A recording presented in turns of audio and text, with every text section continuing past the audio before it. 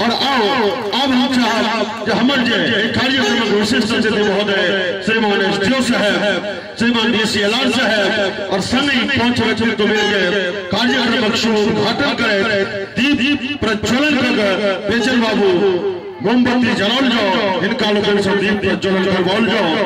मंगलम भगवान विष्णु मंगलम गरुड़ध्वज मंगलम मंडली काक्षे मंगलाय तनो हरि मंगलमय मंगलमय भावना मंगलमय मंगलमय वातावरण मंगलमय मंगलमय आकांक्षा और मंगलमय मंगलमय ठाकुर जी संस्कार सतत मंगल कामना के संग दीप प्रज्वलन हो रहा है। प्रेम से बाजू मिथिला धाम की जनौरागंज के धरती सो एक संदेश मंचक माध्यम से जा रहा है। बेचन बाबू माल्यार्पण करे हमारे अतिथि लोग के श्रीमान बेचन ठाकुर जी माल्यार्पण कर रहा है और तकरा बाद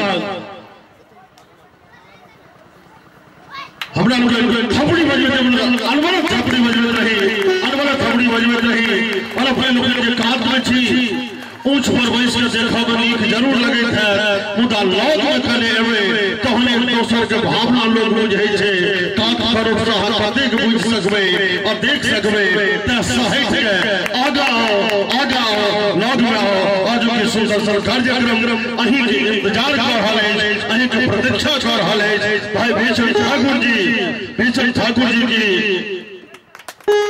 जय हो। बेचन ठाकुर जी की सुंदर सा प्रयास समस्त पत्रकार बंधु मीडिया कर्मी एठा उपस्थित है।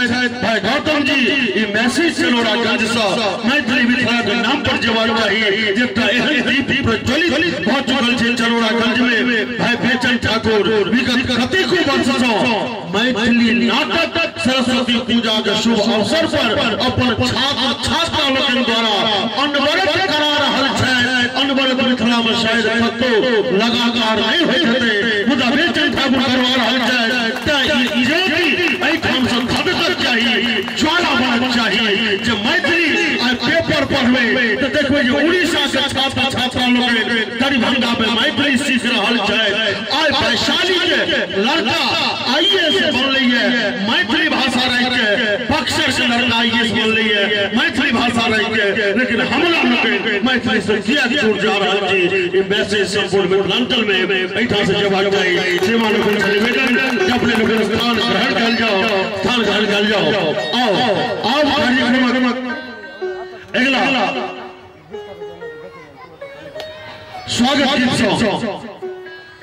स्वागत गीत अगले मंच पर आमंत्रित करवाए सुश्री सुलेखा कुमारी और प्रीति कुमारी के निवेदन करवाए जो मंच पर आवे और स्वागत गीत प्रस्तुत करे।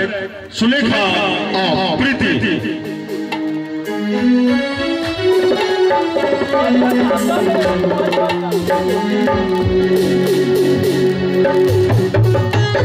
मानल ईद बचाने सजनो नक्शा पर भूगोल में मानल ईद बचाने सजनो नक्शा पर भूगोल में तैयो बचा कर रखने छी हम एकरा भाई भूगोल में। मानल ईद जब बचाने सजनो नक्शा पर भूगोल में तैयो बचा कर रखने छी हम एकरा भाई भूगोल में। अरे बरोबर लगनी जटा दिन कि सोहर साज पराती में और एकटा मिथिला बसै साची ओही सब छाती में बसै साची ओही सब छाती में तब छाती निकाल आई मंच में सुलेखा और प्रीति सुंदर सर दर्शन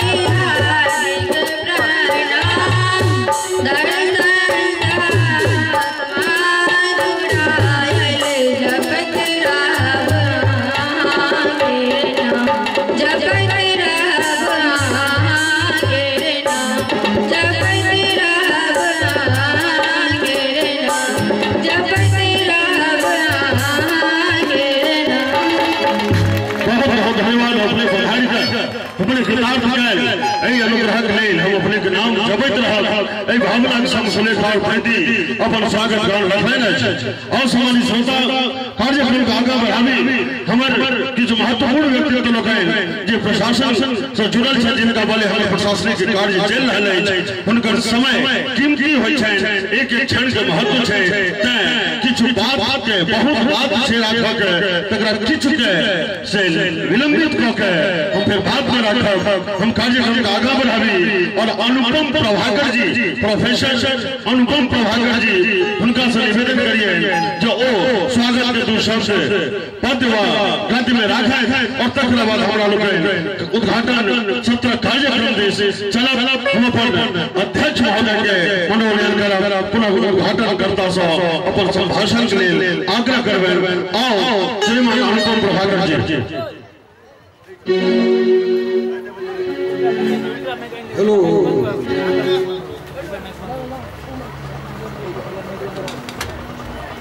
हेलो चेक।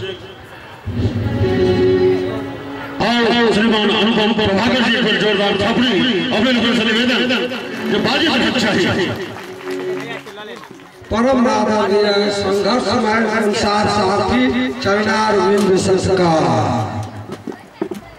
असरा में फूलक माला, असरा में फूलक माला लेने हम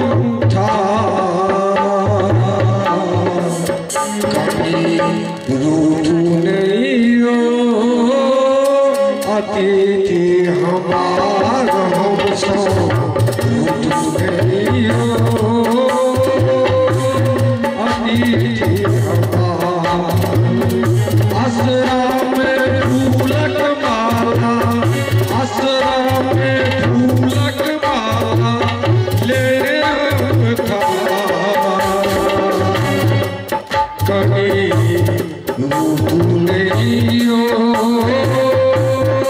अतिथि हमार हम सो रूठू नहीं हो विधाता।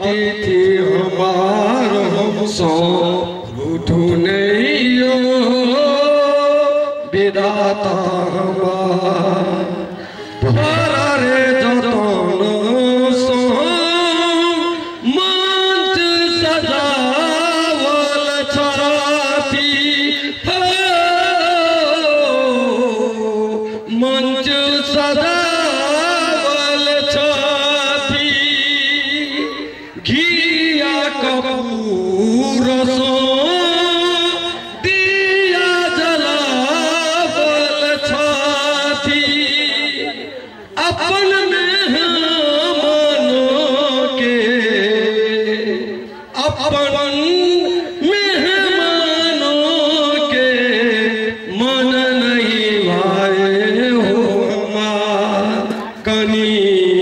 रूठू नहीं अतिथि हमार हो सो रूठू नहीं विधाता हमार फूल और पाती सो मंच सजावल छाती मंच सजावल छाती कानी कानी अपना दुख सुनावल छाती फूल और पाती सो मंच सजावल छाती कानी कानी अपना दुख सुनावल छाती यो हम जानती अतिथि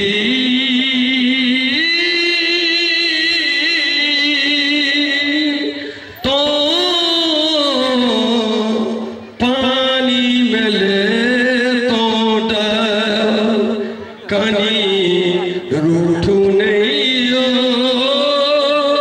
अतिथि हमार हम सो रूठू नहीं अतिथि हमार असरा में फूलक माला असरा में फूलक माला ले हम ठार कनी रूठू नहीं अतिथि हमार रूठू नहीं अतिथि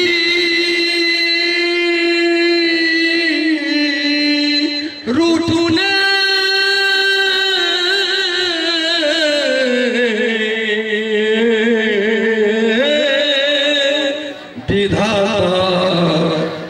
जोरदार थाली हृदय के भावना हृदय के दर्द भाई अनुपम प्रभाकर जी रखे छला और सवाल सुनता बिना विलंब के कोनो कार्यक्रम ओहि मंच में एकटा गार्जियन आवश्यकता होइ छै तो गार्जियन आवश्यकता के पूर्ति के लेल हम मंच का गार्जियन के रूप में हम नामों को घोषणा कर रहे छे अब भाई राजकुमार जी से निवेदन करो समर्थन करे हम डॉक्टर जगत किशोर लाल दास जी के नाम को घोषणा करे छी मंच का अध्यक्ष और हम सहर्ष स्वीकार करें जोरदार थापड़ी होना चाहिए और सम्मानित श्रोता आप मंचीय कार्यक्रम के ई कार्यक्रम खास करके अपन भारतीय भाषा मैथिली अलग जेटा चनौरागंज से मिथिलांचलक विविध कोन से जागल है उदाई बीच में चनौरागंज जे बेचक ठाकुर जी जगा रहल छै ताई में किछु सम्मान कार्यक्रम छै माननीय पत्रकार महोदय और इस सम्मान कार्यक्रम छै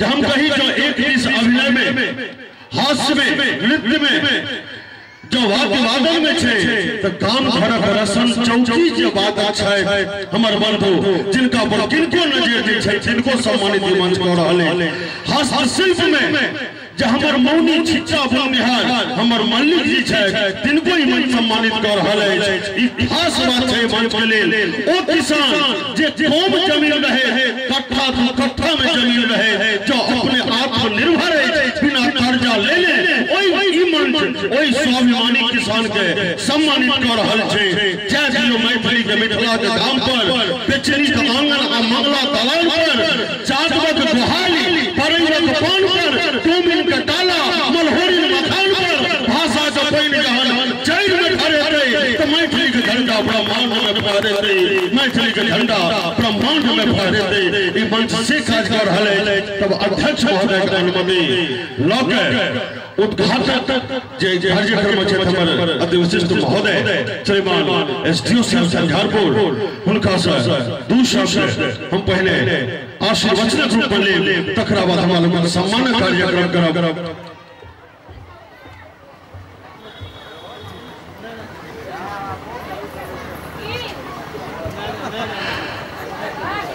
एसडीओ साहब मंच पर उपस्थित हेता ताई से पहले एक साहित्य सेवी कहीं जे साहित्य संगीत कलामहीन साक्षात पशुपुच्छ विषाणहीन मुदा जो टैलेंट में जो विज्ञान छात्र हो और ओकरा साहित्यों से ओतबे मतलब हो, जो प्रशासनिक पदाधिकारी हो और साहित्य सेवी हो, तो ई सोना में सुगंधी, सोना में सुहागा के गौर होय छै।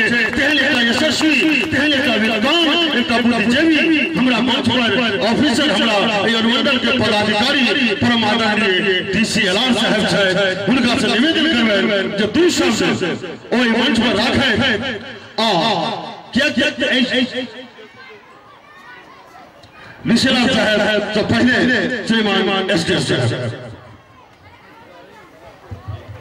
आज चनौड़ागंज के साहित्यिक के कार्यक्रम में उपस्थित सभी सज्जनों, मुझे ये बताते हुए हर्ष होती है कि हमारे साथ भूमि सुधार उप समाहर्ता कुमार मिथिलेश प्रसाद सिंह, हिंदी साहित्य के मूर्धन्य कवि और कहानीकार हैं।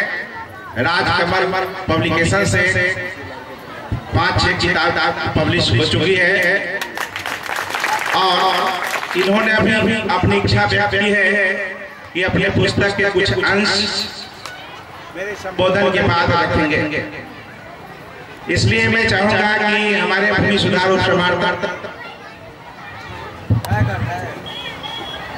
जो उन्होंने अपनी उद्गार रखी है कि मैं अपनी कविता से शुरुआत करूंगा, तो मेरे उद्बोधन के बाद में रखेंगे। अब मैं यहाँ के साहित्यिक गतिविधि के बारे में 2 शब्द कहूंगा। मैं जब मधुबनी जिले में आया, कई कार्यक्रमों में गया। ये आपके ठाकुर जी जो उद्घोषक हैं, इनसे भी मैं काफी प्रभावित रहा। महामहिम राज्यपाल महोदय मधुबनी में आए थे, उस कार्यक्रम में भी गया था। मैं मैथिली भाषी, मैथिली साहित्य प्रेमी, तो उसी समय से देख रहा हूं कि आप अपनी भाषा, अपनी संस्कृति के प्रति कितने रागात्मक रूप रखते हैं और कितने शिद्दत के साथ उसे प्रस्तुत करते हैं। ये बहुत बड़ी बात है कि अपनी सभ्यता और अपनी संस्कृति को अक्षुण्ण बनाए रहना, ये बहुत कम समुदाय है जो कर पाती है।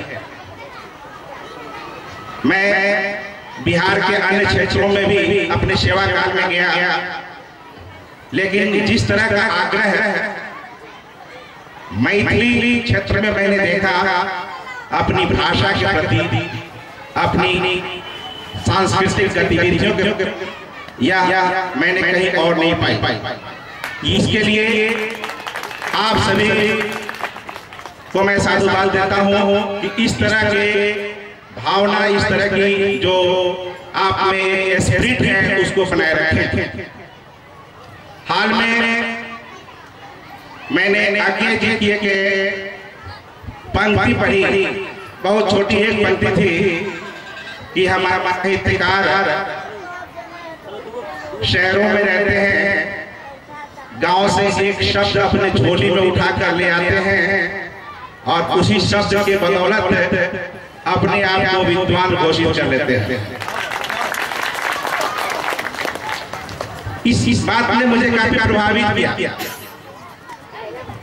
कि आप एक शब्द झोली में उठा कर ले जाते हैं और विद्वान बनने का आश्वासन करते हैं, लेकिन ये शब्द अनगढ़ रूप में आपके बीच पड़े हुए रहते हैं, आप उसका प्रयोग करते हैं। यह बहुत बड़ी बात है। लेकिन कुछ शब्द और मैं कहना चाहूंगा। साहित्यिक गतिविधियां सभा, मंचों और कुछ पुस्तकों तक सिमट कर रहे। आज हम बच्चे ज्यादा पैदा करते हैं, लेकिन साहित्यिक रचनाएं उससे बहुत कम कर रहे हैं। पर्व त्योहार के अवसर पर मिठाइयां रखते हैं, बच्चों के लिए पुस्तकें नहीं खरीदते।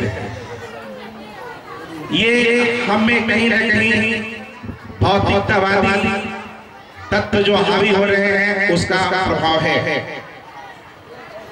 हम जितने पैदा कर रहे हैं उतना ही हमारी साहित्यिक रचनाएं भी होनी चाहिए।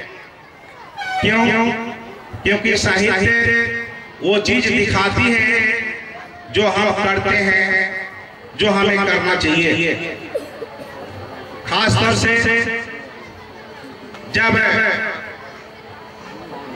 हम अपने गतिविधियों को अपने आने वाले बच्चों के लिए नहीं छोड़ेंगे तो हमारा बच्चा अनजान रह जाएगा कि हमने क्या किया, क्या खोया, क्या पाया। इसके लिए हमारे साहित्यिक गतिविधियां अनवरत चलती रहनी चाहिए। एक चीज है जो मैंने मधुबनी के सभा में भी कही थी कि अपनी भाषा को अक्षुण्ण बनाए रखने के लिए अति दुराग्रह भी ठीक नहीं है। खासतौर से मैं संस्कृत के बारे में कहता हूँ। संस्कृत जब परिष्कृत हुआ तो मर गया। संस्कृत जब परिष्कृत हुआ तो मर गया। संस्कृत किताबों तक सिमट के रह गई। क्यों? क्योंकि उसमें भाषा की शुद्धता की दुराग्रह बहुत ज्यादा हो गए। ये चीजें होती क्या है कि ताप्ती नदी का पानी शुद्ध होता है, लेकिन तालाब कितने भी सुंदर कर दीजिए उसके पानी शुद्ध नहीं रहते, मर जाता। इसलिए मेरा आग्रह होगा कि मैथिली में भी वैसे शब्द जो शब्द बह करके आपके यहाँ आ सकते हैं उसको आने दीजिए, और जो शब्द बहकर जा सकते हैं उसको जाने दीजिए। अगर आप उसको स्वीकार नहीं करेंगे तो बाहर के लोग आपसे परिचित नहीं हो पाएंगे। 2-3 दिन पहले की बात है, मैं एक उच्च स्तरीय बैठक में था। एसएसबी के एक जवान जो कश्मीर के थे, उन्होंने कहा कि यहाँ के लोगों की हिंदी मुझे समझ में नहीं आती है। मैंने मजाक में कहा कि परिष्कृत हिंदी बोलते हैं। उन्होंने कहा ये परिष्कृत वाला आपने क्या बोला, मुझे समझ में नहीं आई। मैंने कहा कि आपको चिढ़ाने के लिए कहा था, क्योंकि कुछ ऐसे शब्द हम जानबूझकर नहीं रखते हैं कि सामने वाला नहीं समझे। क्योंकि सामने वाला को समझाना है तो हम अपनी बात को जैसे वो समझे वैसे समझाएं। खासतौर से वो चीज, क्योंकि मैं बहुत साहित्यिक आदमी नहीं हूँ, लेकिन मैं कई चीज अनुभव करता हूँ समाज में। जैसे पंजाब के लोग सभी जगह है, विदेशों में भी है, हिंदुस्तान के भी हर कोने में है। तो आज आप देखेंगे फिल्मों में जो गाने बनते हैं उनके भांगड़ा वगैरह काफी चलते हैं। क्यों चलते हैं? इसलिए कि कुछ उसको हिंदी से जोड़ दिया, कुछ उसके पंजाबीकरण भी हो गया। तो ये जो उनका मेन जोड़ होता है शब्दों का, वो होना चाहिए। हाल में मैंने गुलजार साहब का एक इंटरव्यू सुना। गुलजार साहब ने एक बहुत अच्छी बात कही कि जो शब्द चलते हैं उसको चलने दीजिए। उनका कहने का मतलब हुआ कि आज हम मार्स पर जा रहे हैं।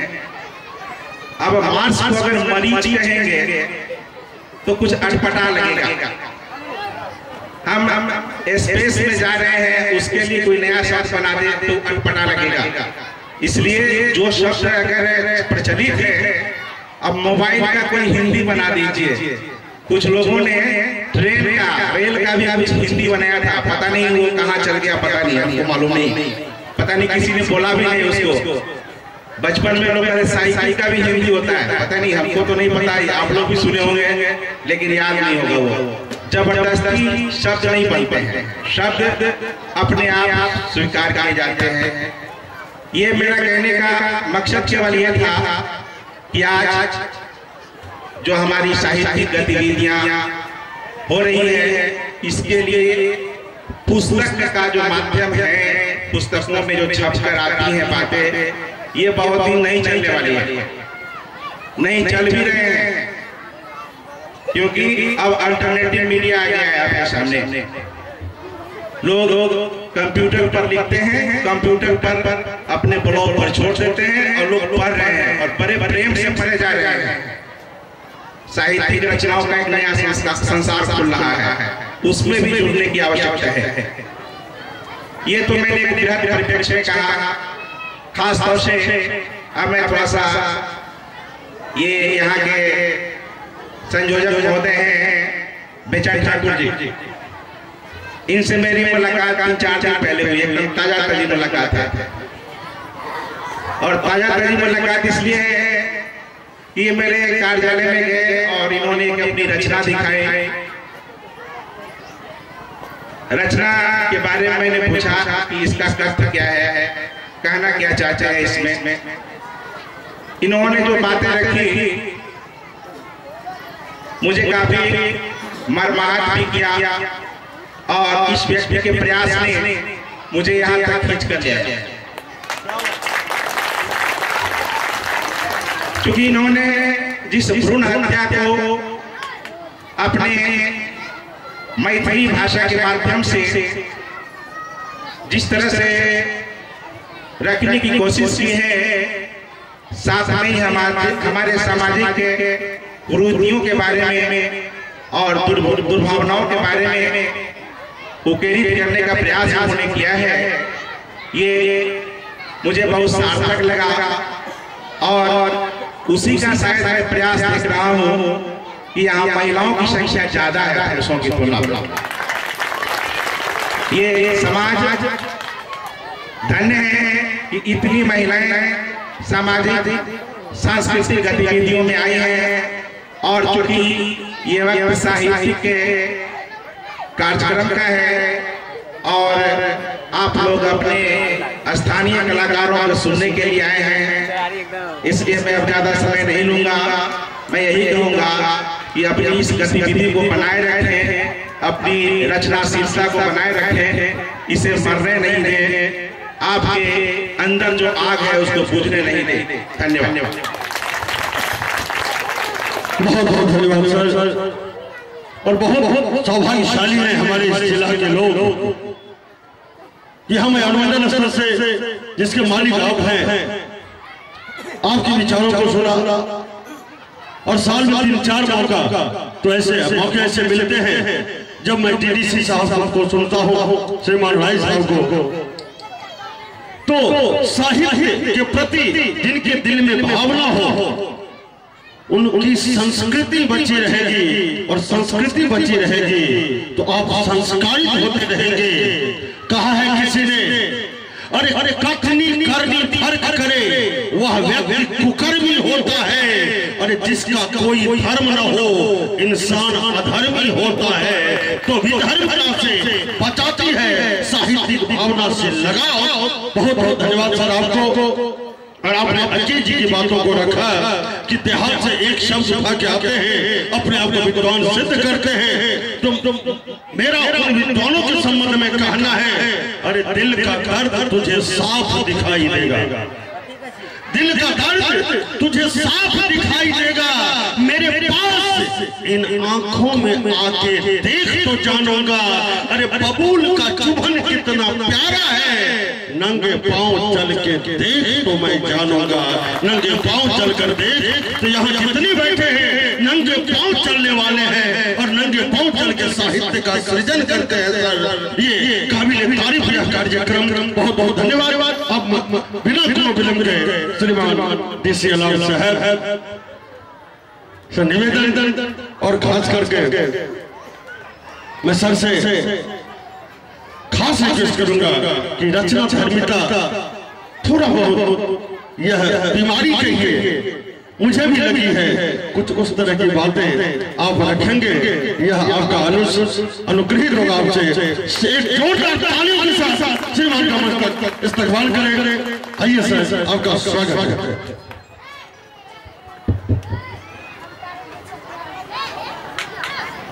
सभाध्यक्ष महोदय,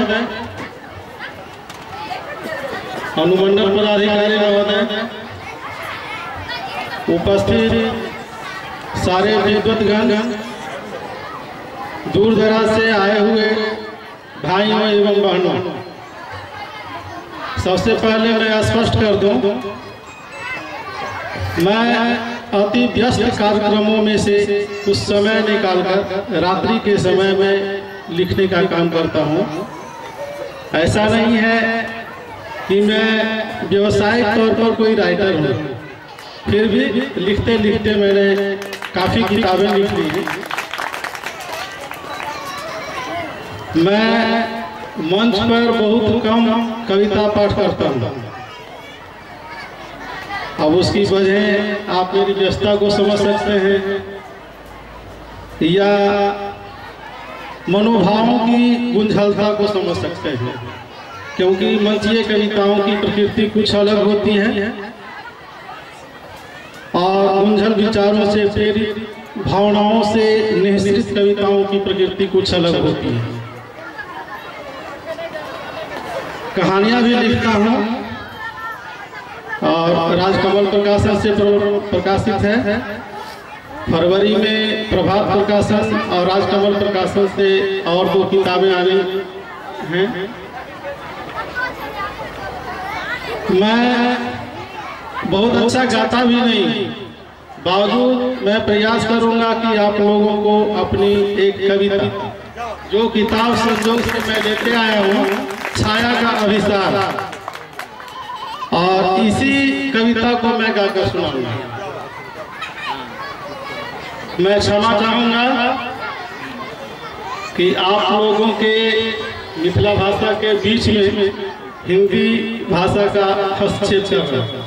कोई बात नहीं सर, भाषा विज्ञान का सिद्धांत है कि आप जितनी भाषाओं का सम्मान करेंगे आपकी भाषा समृद्धि उतनी अधिक होगी।